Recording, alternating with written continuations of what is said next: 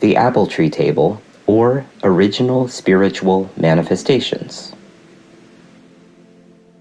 When I first saw the table, dingy and dusty in the furthest corner of the old hopper-shaped garret, and set out with broken, becrusted old purple vials and flasks and a ghostly, dismantled old quarto, it seemed just such a necromantic little old table as might have belonged to Friar Bacon.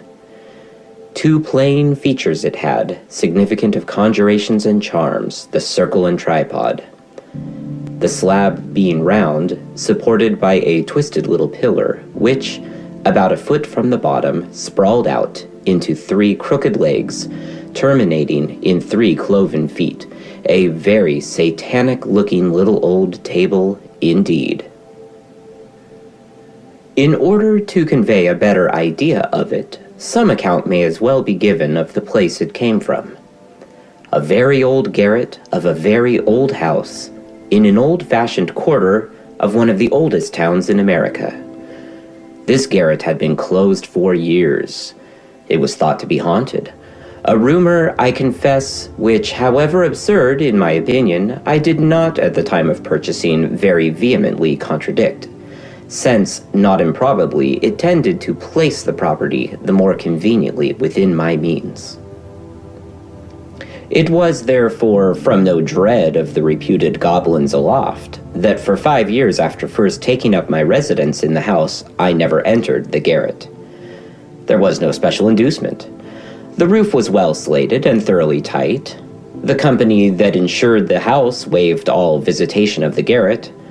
Why then should the owner be over-anxious about it? Particularly as he had no use for it, the house having ample room below. Then the key to the stair door leading to it was lost. The lock was a huge old-fashioned one. To open it, a smith would have to be called. An unnecessary trouble, I thought. Besides, though I had taken some care to keep my 2 daughters in ignorance of the rumor above mentioned, still they had by some means got an inkling of it, and were well enough pleased to see the entrance to the haunted ground closed. It might have remained so for a still longer time, had it not been for my accidentally discovering, in a corner of our glen-like old terraced garden, a large and curious key, very old and rusty, which I at once concluded must belong to the garret door, a supposition which, upon trial, proved correct. Now, the possession of a key to anything at once provokes a desire to unlock and explore, and this too from a mere instinct of gratification, irrespective of any particular benefit to accrue.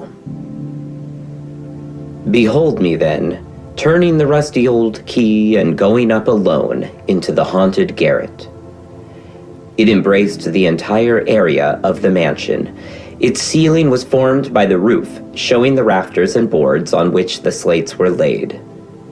The roof shedding the water 4 ways from a high point in the center, the space beneath was much like that of a general's marquee, only midway broken by a labyrinth of timbers for braces, from which waved innumerable cobwebs that, of a summer's noon, shone like Baghdad tissues and gauzes.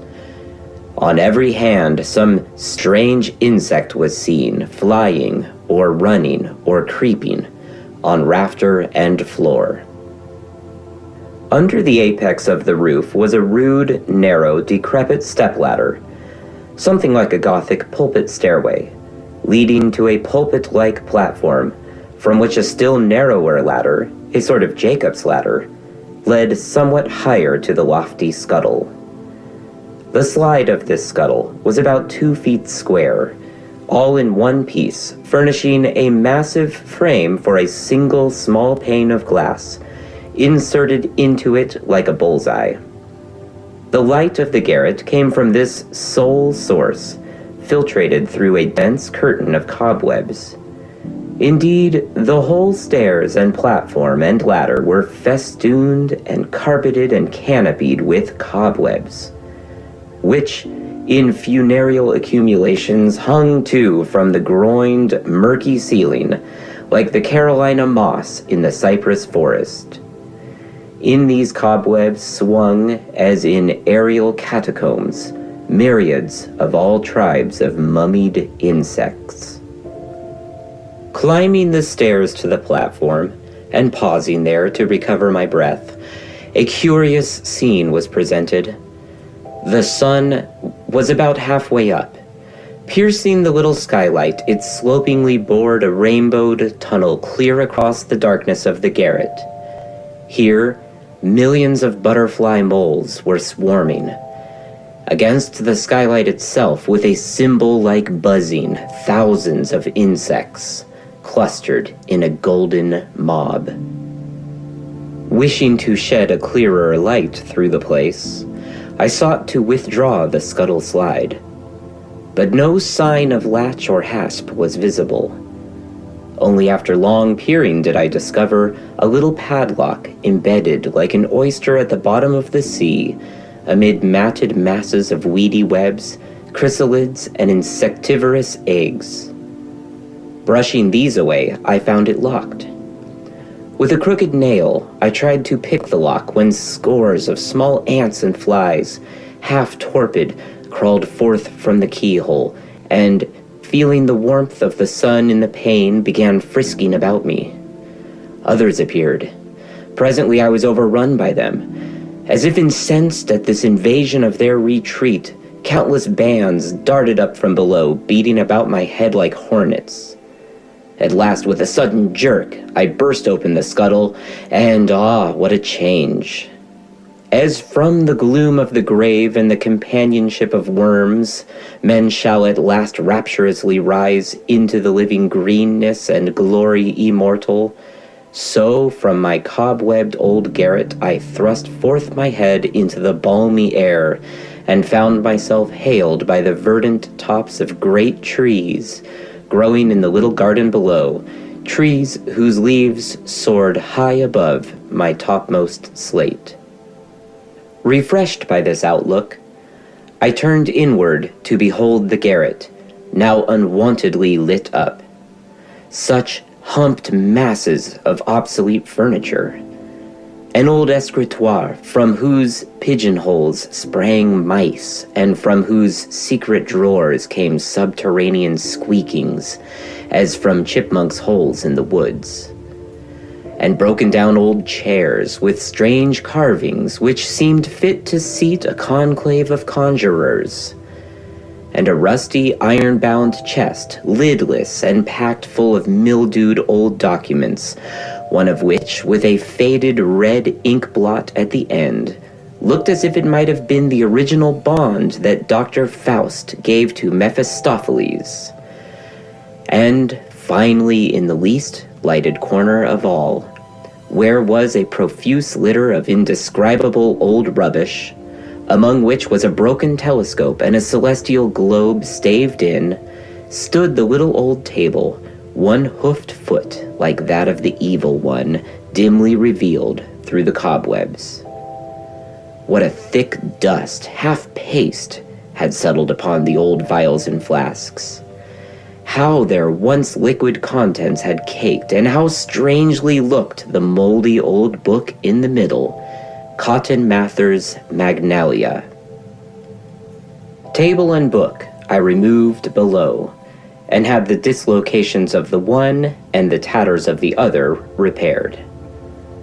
I resolved to surround this sad little hermit of a table so long banished from genial neighborhood with all the kindly influences of warm urns, warm fires, and warm hearts, little dreaming what all this warm nursing would hatch. I was pleased by the discovery that the table was not of the ordinary mahogany, but of apple-tree wood, which age had darkened nearly to walnut. It struck me as being an appropriate piece of furniture for our cedar parlor, so called from its being, after the old fashion, wainscoted with that wood. The table's round slab, or orb, was so contrived as to be readily changed from a horizontal to a perpendicular position, so that, when not in use, it could be snugly placed in a corner. For myself, wife, and 2 daughters, I thought it would make a nice little breakfast and tea table. It was just the thing for a whist table, too, and I also pleased myself with the idea that it would make a famous reading table. In these fancies, my wife, for one, took a little interest.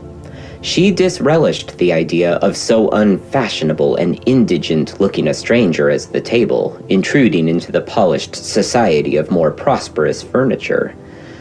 But when, after seeking its fortune at the cabinet makers, the table came home, varnished over, bright as a guinea, no one exceeded my wife in a gracious reception of it. It was advanced to an honorable position in the cedar parlor. But as for my daughter Julia, she never got over her strange emotions upon first accidentally encountering the table. Unfortunately, it was just as I was in the act of bringing it down from the garret. Holding it by the slab, I was carrying it before me, one cobwebbed hoof thrust out, which weird object, at a turn of the stairs, suddenly touched my girl as she was ascending. Whereupon, turning and seeing no living creature, for I was quite hidden behind my shield, seeing nothing indeed but the apparition of the evil one's foot as it seemed, she cried out, and there is no knowing what might have followed, had I not immediately spoken. From the impression thus produced, my poor girl, of a very nervous temperament, was long recovering. Superstitiously grieved at my violating the forbidden solitude above, she associated in her mind the cloven-footed table with the reputed goblins there. She besought me to give up the idea of domesticating the table, nor did her sister fail to add her entreaties. Between my girls, there was a constitutional sympathy. But my matter-of-fact wife had now declared in the table's favor. She was not wanting in firmness and energy. To her, the prejudices of Julia and Anna were simply ridiculous. It was her maternal duty, she thought, to drive such weakness away. By degrees, the girls, at breakfast and tea, were induced to sit down with us at the table. Continual proximity was not without effect. By and by, they would sit pretty tranquilly, though Julia as much as possible avoided glancing at the hoofed feet. And when at this I smiled, she would look at me seriously, as much as to say, "Ah, Papa, you too may yet do the same." She prophesied that, in connection with the table, something strange would yet happen. But I would only smile the more, while my wife indignantly chided. Meantime, I took particular satisfaction in my table as a night reading table. At a ladies' fair, I bought me a beautifully worked reading cushion, and with elbow leaning thereon and hand shading my eyes from the light, spent many a long hour nobody by but the queer old book I had brought down from the garret.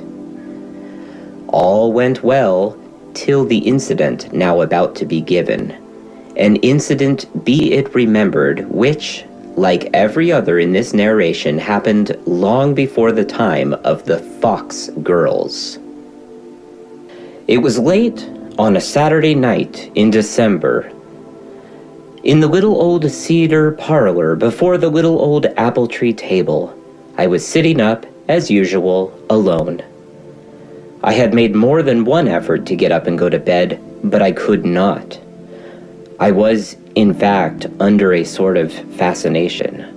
Somehow, too, certain reasonable opinions of mine seemed not so reasonable as before. I felt nervous. The truth was that though in my previous night readings Cotton Mather had but amused me, upon this particular night he terrified me. 1,000 times I had laughed at such stories. Old wives' fables, I thought, however entertaining, but now how different. They began to put on the aspect of reality. Now for the first time, it struck me that this was no romantic Mrs. Radcliffe who had written the Magnalia, but a practical, hard-working, earnest, upright man, a learned doctor, too, as well as a good Christian, and orthodox clergyman. What possible motive could such a man have to deceive? His style had all the plainness and unpoetic boldness of truth. In the most straightforward way, he laid before me detailed accounts of New England witchcraft, each important item corroborated by respectable townsfolk, and of not a few of the most surprising, he himself had been eyewitness. Cotton Mather testified himself whereof he had seen. But is it possible? I asked myself. Then I remembered that Dr. Johnson, the matter-of-fact compiler of a dictionary, had been a believer in ghosts, besides many other sound, worthy men. Yielding to the fascination, I read deeper and deeper into the night. At last I found myself starting at the least chance sound, and yet wishing that it were not so very still. A tumbler of warm punch stood by my side, with which beverage, in a moderate way, I was accustomed to treat myself every Saturday night. A habit, however, against which my good wife had long remonstrated, predicting that unless I gave it up, I would yet die a miserable sot. Indeed, I may here mention that on the Sunday mornings following my Saturday nights, I had to be exceedingly cautious how I gave way to the slightest impatience at any accidental annoyance, because such impatience was sure to be quoted against me as evidence of the melancholy consequences of overnight indulgence. As for my wife, she, never sipping punch, could yield to any little passing peevishness as much as she pleased. But upon the night in question, I found myself wishing that, instead of my usual mild mixture, I had concocted some potent draught. I felt the need of stimulus. I wanted something to hearten me against Cotton Mather, doleful, ghostly, ghastly Cotton Mather. I grew more and more nervous. Nothing but fascination kept me from fleeing the room. The candles burnt low, with long snuffs and huge winding sheets. But I durst not raise the snuffers to them. It would make too much noise. And yet previously I had been wishing for noise. I read on and on. My hair began to have a sensation. My eyes felt strained. They pained me. I was conscious of it. I knew I was injuring them. I knew I should rue this abuse of them next day. But I read on and on. I could not help it. The skinny hand was upon me. All at once, hark! My hair felt like growing grass. A faint sort of inward rapping or rasping, a strange, inexplicable sound mixed with a slight kind of woodpecking or ticking. Tick, tick. Yes, it was a faint sort of ticking. I looked up at my great Strasbourg clock in one corner. It was not that. The clock had stopped. Tick, tick. Was it my watch? According to her usual practice at night, my wife had, upon retiring, carried my watch off to our chamber to hang it up on its nail. I listened with all my ears. Tick, tick. Was it a death tick in the wainscot? With a tremulous step, I went all round the room, holding my ear to the wainscot. No, it came not from the wainscot. Tick, tick. I shook myself. I was ashamed of my fright. Tick, tick. It grew in precision and audibleness. I retreated from the wainscot. It seemed advancing to meet me. I looked round and round, but saw nothing, only one cloven foot of the little apple tree table. Bless me, said I to myself, with a sudden revulsion. It must be very late. Ain't that my wife calling me? Yes, I must to bed. I suppose all is locked up. No need to go the rounds. The fascination had departed, though the fear had increased. With trembling hands, putting Cotton Mather out of sight, I soon found myself, candlestick in hand, in my chamber, with a peculiar rearward feeling, such as some truant dog may feel. In my eagerness to get well into the chamber, I stumbled against a chair. Do try and make less noise, my dear, said my wife from the bed. You have been taking too much of that punch, I fear. That sad habit grows on you. Ah, that I should ever see you thus staggering at night into your chamber. Wife, hoarsely whispered I, there is something ticking in the cedar parlor. Poor old man. Quite out of his mind. I knew it would be so. Come to bed. Come and sleep it off. Wife! Do come to bed. I forgive you. I won't remind you of it tomorrow, but you must give up the punch drinking, my dear. It quite gets the better of you. Don't exasperate me, I cried now, truly beside myself. I will quit the house. No, not in that state. Come to bed, my dear. I won't say another word.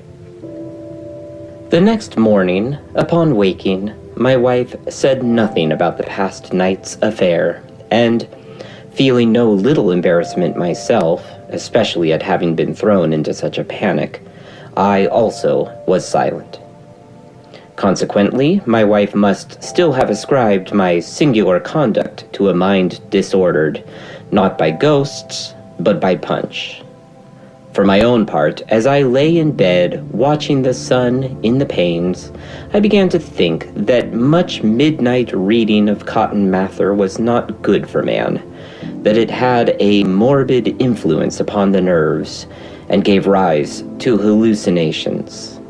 I resolved to put Cotton Mather permanently aside. That done, I had no fear of any return of the ticking. Indeed, I began to think that what seemed the ticking in the room was nothing but a sort of buzzing in my ear. As is her wont, my wife having preceded me in rising, I made a deliberate and agreeable toilet. Aware that most disorders of the mind have their origin in the state of the body, I made vigorous use of the flesh brush and bathed my head with New England rum, a specific once recommended to me as good for buzzing in the ear. Wrapped in my dressing gown, with cravat nicely adjusted and fingernails neatly trimmed, I complacently descended to the little cedar parlor to breakfast. What was my amazement to find my wife on her knees, rummaging about the carpet nigh the little apple tree table on which the morning meal was laid, while my daughters, Julia and Anna, were running about the apartment distracted. "Oh, Papa, cried Julia, hurrying up to me. I knew it would be so. The table! Spirits! Cried Anna, standing far away from it with pointed finger. Silence! Cried my wife. How can I hear it if you make such a noise? Be still.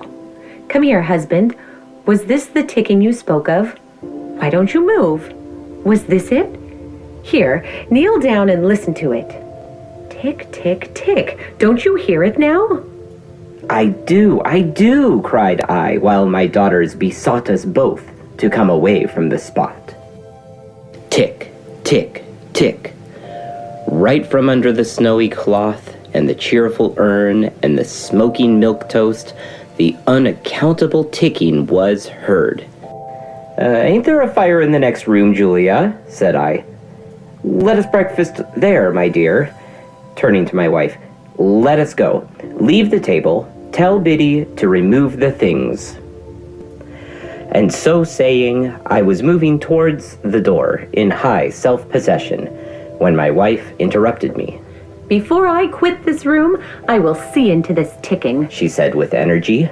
It is something that can be found out, depend upon it. I don't believe in spirits, especially at breakfast time. Biddy! Here, carry these things back to the kitchen. Handing the urn. Then, sweeping off the cloth, the little table lay bare to the eye. It's the table! The table! Cried Julia. Nonsense, Said my wife. Who ever heard of a ticking table? It's on the floor. Biddy, Julia, Anna, move everything out of the room, table and all. Where are the tack hammers? Heavens, Mama, you are not going to take up the carpet, Screamed Julia. Here's the hammers, Marm, Said Biddy, advancing tremblingly. Hand them to me then. Cried my wife, for poor Biddy was at long gun distance, holding them out as if her mistress had the plague. Now, husband, do you take up that side of the carpet, and I will this. Down on her knees she then dropped, while I followed suit. The carpet being removed, and the ear applied to the naked floor, not the slightest ticking could be heard. The table? After all, it is the table, Cried my wife. Biddy, bring it back. Oh, no, Marm, not I. Please, Marm, Sobbed Biddy. Foolish creature. Husband, do you bring it? My dear, said I, we have plenty of other tables. Why be so particular? Where is that table? Cried my wife contemptuously, regardless of my gentle remonstrance. In the woodhouse, Marm. I put it away as far as ever I could, Marm, Sobbed Biddy. Shall I go to the woodhouse for it, or will you? Said my wife, addressing me in a frightful, businesslike manner. Immediately I darted out of the door and found the little apple tree table upside down in one of my chip bins. I hurriedly returned with it, and once more my wife examined it attentively. Tick, tick, tick. Yes, it was the table. Please, Marm. Said Biddy, now entering the room with hat and shawl. Please, Marm, will you pay me my wages? Take your hat and shawl off directly. Said my wife. Set this table again. Set it, roared I in a passion. Set it or I'll go for the police. Heavens! Heavens! Cried my daughters in one breath. What will become of us? Spirits!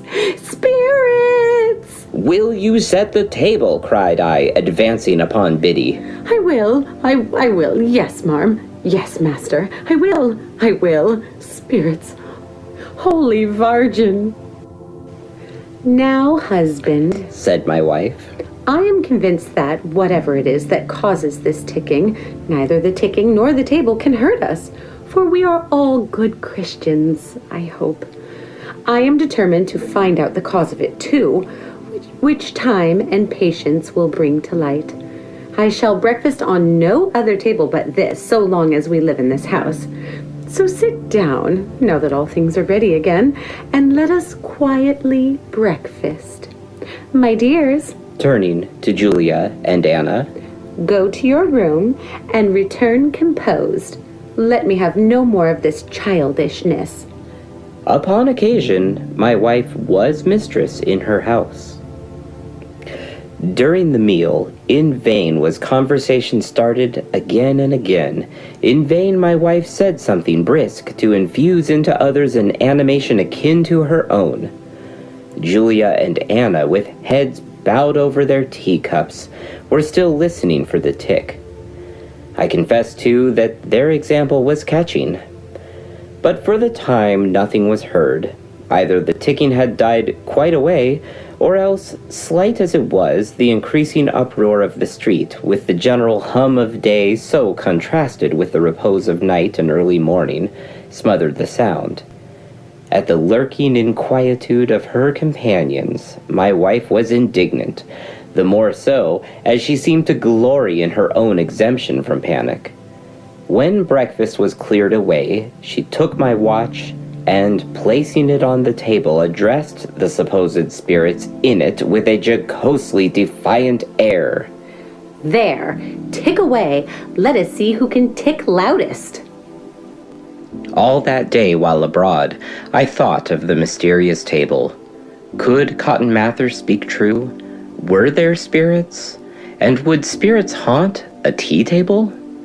Would the evil one dare show his cloven foot in the bosom of an innocent family?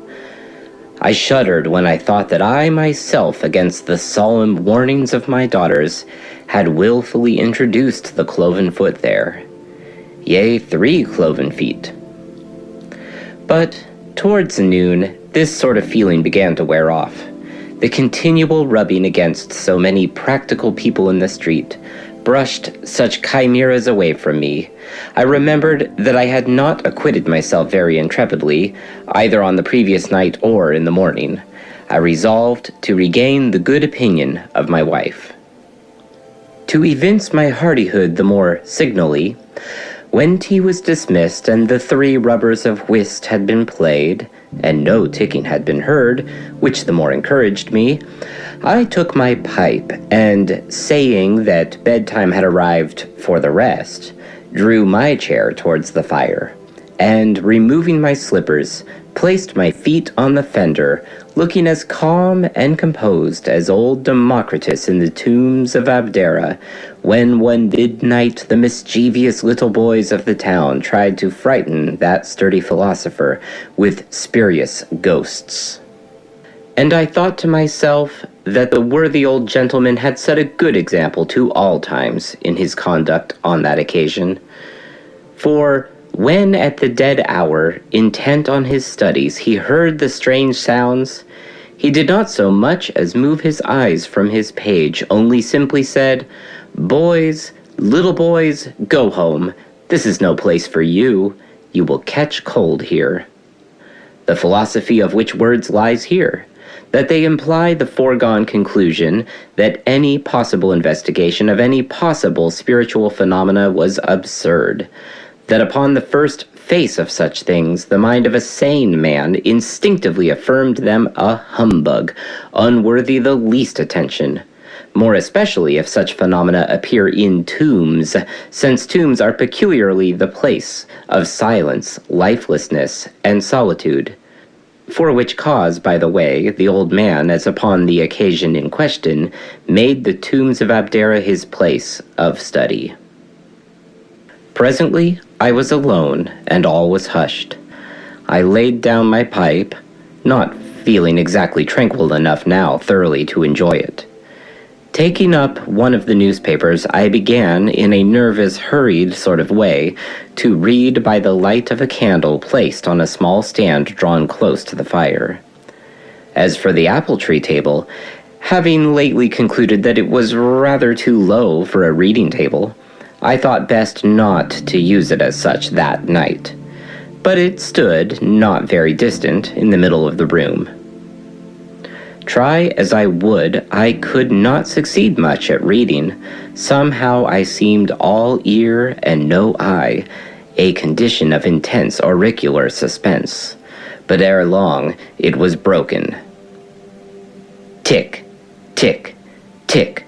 Though it was not the first time I had heard that sound, nay, though I had made it my particular business on this occasion to wait for that sound, nevertheless, when it came, it seemed unexpected, as if a cannon had boomed through the window.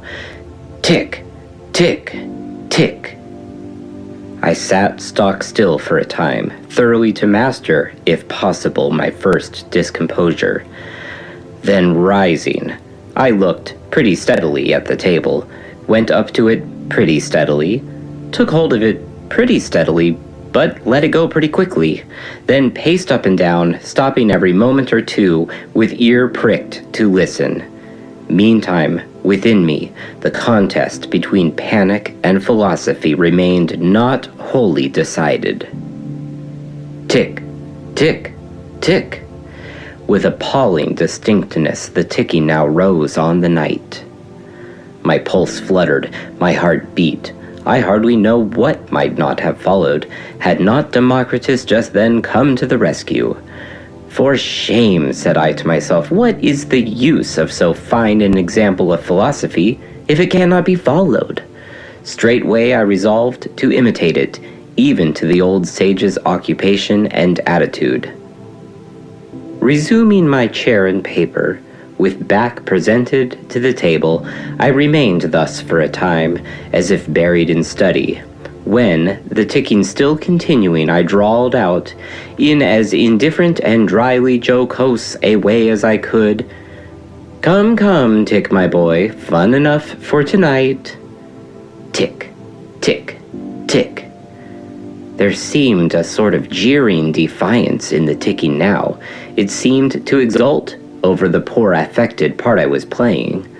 But much as the taunt stung me, it only stung me into persistence.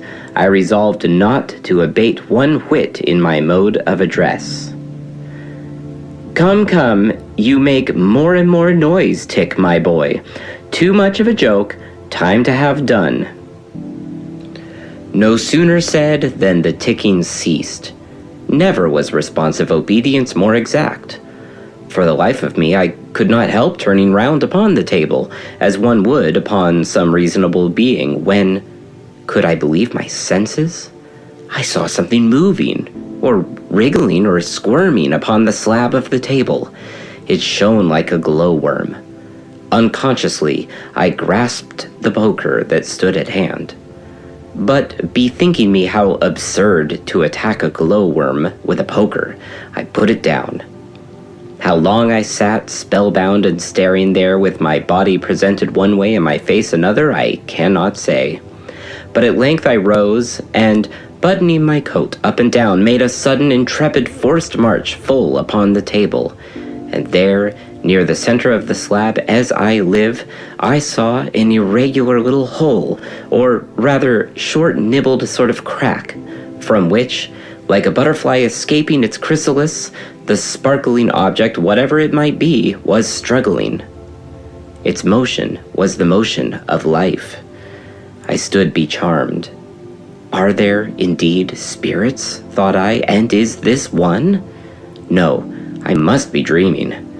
I turned my glance off to the red fire on the hearth, then back to the pale luster on the table.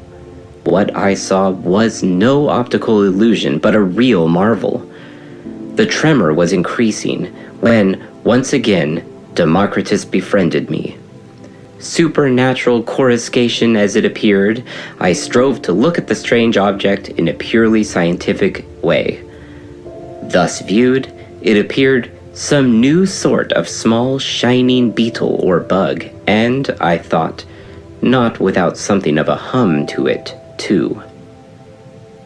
I still watched it, and with still increasing self-possession. Sparkling and wriggling, it still continued its throes. In another moment, it was just on the point of escaping its prison. A thought struck me. Running for a tumbler, I clapped it over the insect, just in time to secure it. After watching it a while longer under the tumbler, I left all as it was, and, tolerably composed, retired. Now, for the soul of me, I could not at that time comprehend the phenomenon. A live bug come out of a dead table? A firefly bug come out of a piece of ancient lumber, for one knows not how many years stored away in an old garret? Was ever such a thing heard of, or even dreamed of? How got the bug there? Never mind. I bethought me of Democritus and resolved to keep cool. At all events, the mystery of the ticking was explained. It was simply the sound of the gnawing and filing and tapping of the bug in eating its way out. It was satisfactory to think that there was an end forever to the ticking. I resolved not to let the occasion pass without reaping some credit from it. "Wife," said I next morning, "you will not be troubled with any more ticking in our table. I have put a stop to all that." "Indeed, husband?" said she, with some incredulity.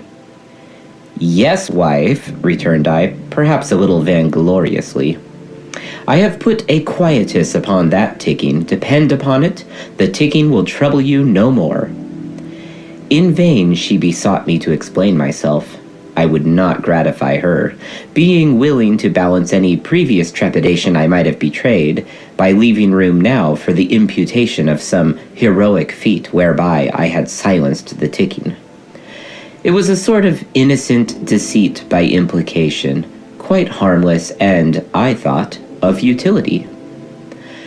But when I went to breakfast, I saw my wife kneeling at the table again, and my girls looking 10 times more frightened than ever. "Why did you tell me that boastful tale?" said my wife indignantly. "You might have known how easily it would be found out. See this crack, too? And here is the ticking again, plainer than ever." "Impossible," I explained, but upon applying my ear, sure enough, tick, tick, tick, the ticking was there. Recovering myself the best way I might, I demanded the bug. "Bug!" screamed Julia. "Good heavens, Papa!" "I hope, sir, you have been bringing no bugs into this house," said my wife severely. The bug, I cried. "The bug under the tumbler." "Bugs in tumblers?" cried the girls. "Not our tumblers, Papa. You have not been putting bugs into our tumblers. Oh, what does it all mean?" "Do you see this hole? This crack here?" said I, putting my finger on the spot. "That I do," said my wife with high displeasure. "And how did it come there? What have you been doing to the table?" "Do you see this crack?" repeated I, intensely. Yes, said Julia. "That was what frightened me so. It looks so like witch work. Spirits! Spirits!" cried Anna. "Silence," said my wife. "Go on, sir, and tell us what you know of the crack." "Wife and daughters," said I solemnly, "out of that crack, or hole, while I was sitting all alone here last night, a wonderful—" Here, involuntarily, I paused, fascinated by the expectant attitudes and bursting eyes of Julia and Anna. What? cried Julia. "A bug, Julia," "Bug?" cried my wife. "A bug come out of this table? And what did you do with it?" "Clapped it under a tumbler," Biddy! cried my wife, going to the door. "Did you see a tumbler here on this table when you swept the room?" "Sure I did, marm. An abominable bug under it." "And what did you do with it?" demanded I. "Put the bug in the fire, sir, and rinsed out the tumbler ever so many times, marm." "Where is that tumbler?" cried Anna. "I hope you scratched it, marked it some way. I'll never drink out of that tumbler. Never put it before me, Biddy. A bug! Oh, Julia! Oh, Mama! I feel it crawling all over me. Even now, haunted table! Spirits! cried Julia. "My daughters," said their mother, with authority in her eyes. "go to your chamber till you can behave more like reasonable creatures. Is it a bug? A bug that can frighten you out of what little wits you ever had? Leave the room. I am astonished. I am pained by such childish conduct." "Now tell me," said she, addressing me, as soon as they had withdrawn. "Now tell me truly, did a bug really come out of this crack in the table?" "Wife, it is even so." "Did you see it come out?" "I did." She looked earnestly at the crack, leaning over it. "Are you sure?" said she, looking up, but still bent over. Sure. She was silent. I began to think that the mystery of the thing began to tell even upon her. Yes, thought I shall presently see my wife shaking and shuddering, and, who knows, calling in some old dominie to exorcise the table and drive out the spirits. "I'll tell you what we'll do," said she suddenly, and not without excitement.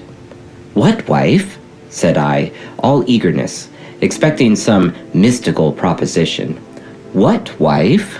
"We will rub this table all over with that celebrated roach powder I've heard of." "Good gracious! Then you don't think it's spirits?" "Spirits?" the emphasis of scornful incredulity, was worthy of Democritus himself. "But this ticking, said I.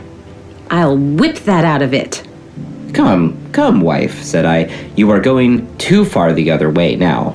Neither roach powder nor whipping will cure this table. It's a queer table, wife. There's no blinking it. "I'll have it rubbed, though," she replied. "Well rubbed." And calling Biddy, she bade her get wax and brush and give the table a vigorous manipulation. That done, the cloth was again laid, and we sat down to our morning meal.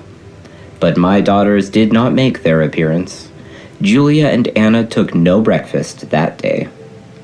When the cloth was removed, in a businesslike way, my wife went to work with a dark-colored cement and hermetically closed the little hole in the table. My daughters looking pale, I insisted upon taking them out for a walk that morning, when the following conversation ensued. "My worst presentiments about that table are being verified, Papa," said Julia. "Not for nothing was that intimation of the cloven foot on my shoulder." "Nonsense," said I. "Let us go into Mrs. Brown's and have an ice cream." The spirit of Democritus was stronger on me now. By a curious coincidence, it strengthened with the strength of the sunlight. "But is it not miraculous," said Anna, "how a bug should come out of a table?" "Not at all, my daughter. It is a very common thing for bugs to come out of wood. You yourself must have seen them coming out of the ends of the billets on the hearth." But that wood is almost fresh from the woodland. But the table is at least 100 years old." "What of that?" said I gaily. "Have not live toads been found in the hearts of dead rocks, as old as creation?" "Say what you will, Papa. I feel it is spirits," said Julia. Do now, my dear Papa, have that haunted table removed from the house." "Nonsense," said I. By another curious coincidence, the more they felt frightened, the more I felt brave. Evening came. "This ticking," said my wife. "Do you think that another bug will come of this continued ticking?" Curiously enough, that had not occurred to me before. I had not thought of there being twins of bugs. But now, who knew? There might be even triplets. I resolved to take precautions, and if there was to be a second bug, infallibly secure it.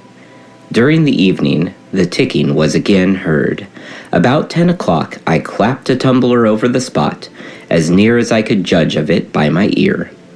Then we all retired, and locking the door of the cedar parlor, I put the key in my pocket. In the morning, nothing was to be seen, but the ticking was heard. The trepidation of my daughters returned. They wanted to call in the neighbors, but to this my wife was vigorously opposed. We should be the laughingstock of the whole town. So it was agreed that nothing should be disclosed. Biddy received strict charges, and, to make sure, was not allowed that week to go to confession, lest she should tell the priest. I stayed home all that day, every hour or two bending over the table, both eye and ear. Towards night, I thought the ticking grew more distinct, and seemed divided from my ear by a thinner and thinner partition of the wood.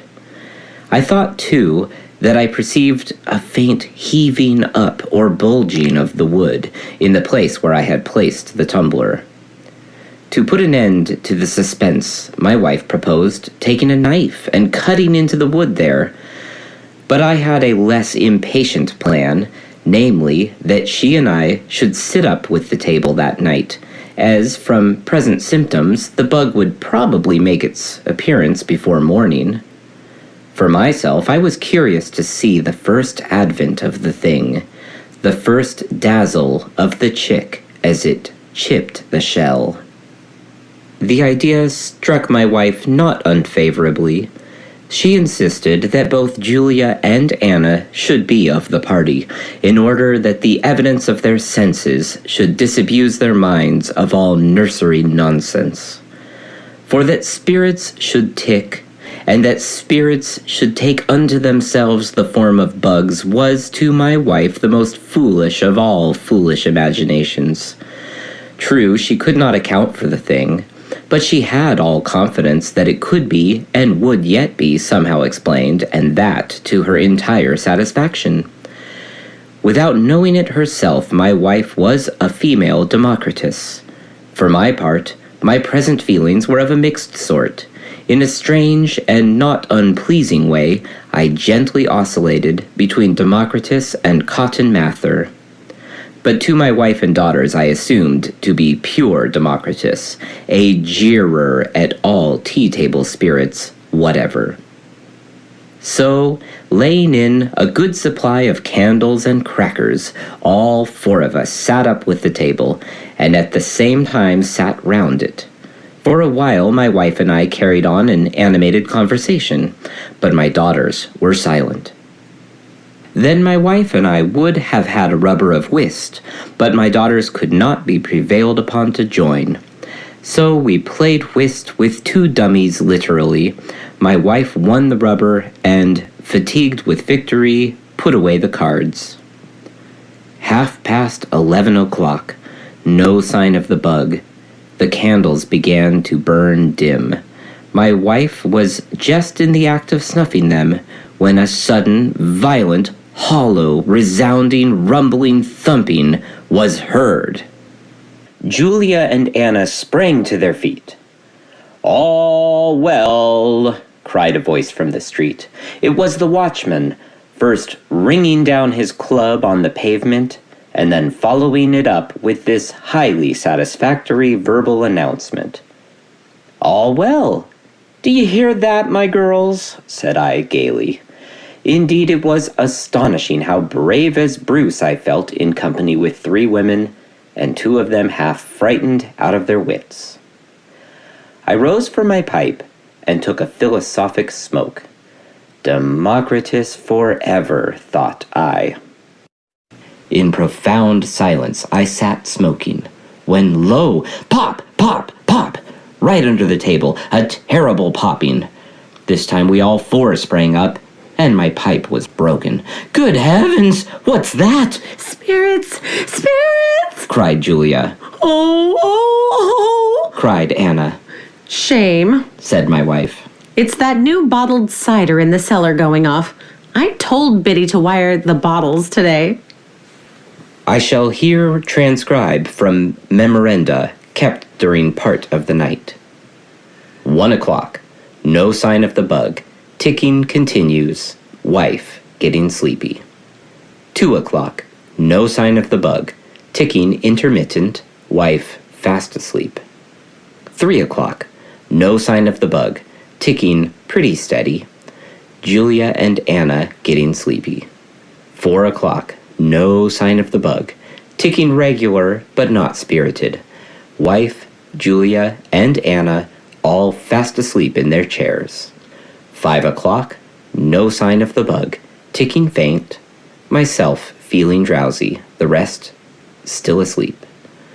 So far the journal. Rap, rap, rap. A terrific, portentous rapping against a door.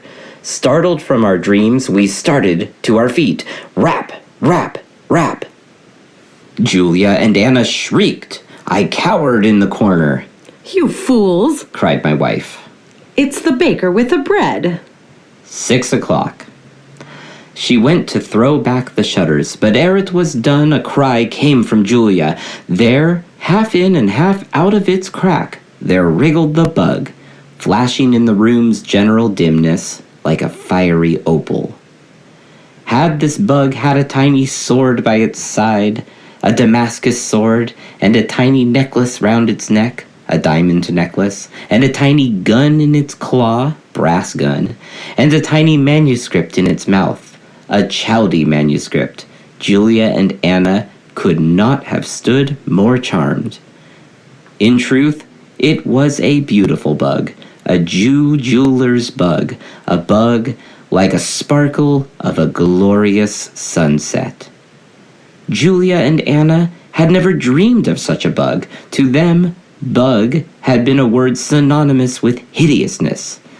But this was a seraphical bug, or rather, all it had of the bug was the bee, for it was beautiful as a butterfly. Julia and Anna gazed and gazed. They were no more alarmed. They were delighted. "But how got this strange, pretty creature into the table?" cried Julia. "Spirits can get anywhere," replied Anna. "Pshaw," said my wife. "Do you hear any more ticking?" said I. They all applied their ears, but heard nothing. "Well then, wife and daughters, now that it is all over, this very morning I will go and make inquiries about it." "Oh, do, Papa," cried Julia. "Do go and consult Madame Patsy, the conjuress." "Better go and consult Professor Johnson, the naturalist," said my wife. "Bravo, Mrs. Democritus," said I. "Professor Johnson is the man." By good fortune, I found the professor in. Informing him briefly of the incident, he manifested a cool, collected sort of interest and gravely accompanied me home. The table was produced, the 2 openings pointed out, the bug displayed, and the details of the affair set forth, my wife and daughters being present. "And now, Professor," said I, "what do you think of it?" Putting on his spectacles, the learned professor looked hard at the table and gently scraped with his penknife into the holes, but said nothing. "Is it not an unusual thing, this?" anxiously asked Anna. "Very unusual, miss." At which Julia and Anna exchanged significant glances. "But is it not wonderful, very wonderful?" demanded Julia. "Very wonderful, miss." My daughters exchanged still more significant glances, and Julia, emboldened, again spoke. "And must you not admit, sir, that it is the work of spirits? No, was the crusty rejoinder. "My daughters," said I mildly, "you should remember that this is not Madame Patsy, the conjuress, you put your questions to, but the eminent naturalist, Professor Johnson. And now, Professor," I added, "be pleased to explain, enlighten our ignorance." Without repeating all the learned gentleman said, for indeed, though lucid, he was a little prosy, let the following summary of his explication suffice. The incident was not wholly without example. The wood of the table was apple tree, a sort of tree much fancied by various insects. The bugs had come from eggs laid inside the bark of the living tree in the orchard. By careful examination of the position of the hole from which the last bug had emerged, in relation to the cortical layers of the slab, and then allowing for the 1.5 inches along the grain ere the bug had eaten its way entirely out, and then computing the whole number of cortical layers in the slab, with a reasonable conjecture for the number cut off from the outside, it appeared that the egg must have been laid in the tree some 90 years, more or less, before the tree could have been felled. But between the felling of the tree and the present time, how long might that be? It was a very old-fashioned table. Allow 80 years for the age of the table, which would make 150 years that the bug had laid in the egg. Such, at least, was Professor Johnson's computation. "Now, Julia," said I, "after that scientific statement of the case, though I confess I don't exactly understand it, where are your spirits? It is very wonderful as it is, but where are your spirits?" "Where indeed?" said my wife. Why, now, she did not really associate this purely natural phenomenon with any crude spiritual hypothesis, did she? Observed the learned professor, with a slight sneer. "Say what you will," said Julia, holding up in the covered tumbler the glorious, lustrous, flashing live opal. Say what you will, if this beauteous creature be not a spirit, it yet teaches a spiritual lesson. For if, after 150 years' entombment, a mere insect comes forth at last into light, itself an effulgence, shall there be no glorified resurrection for the spirit of man? Spirits! Spirits! She exclaimed with rapture. I still believe in them with delight, when before I but thought of them with terror. The mysterious insect did not long enjoy its radiant life. It expired the next day. But my girls have preserved it. Embalmed in a silver vinaigrette, it lies on the little apple tree table in the pier of the cedar parlor. And whatever lady doubts this story, my daughters will be happy to show her both the bug and the table, and point out to her, in the repaired slab of the latter, the 2 sealing wax drops designating the exact place of the 2 holes made by the 2 bugs, something in the same way in which are marked the spots where the cannonballs struck Brattle Street Church. End of The Apple Tree Table, or Original Spiritual Manifestations by Herman Melville. Recording by Dan and Asia Gianola Norris.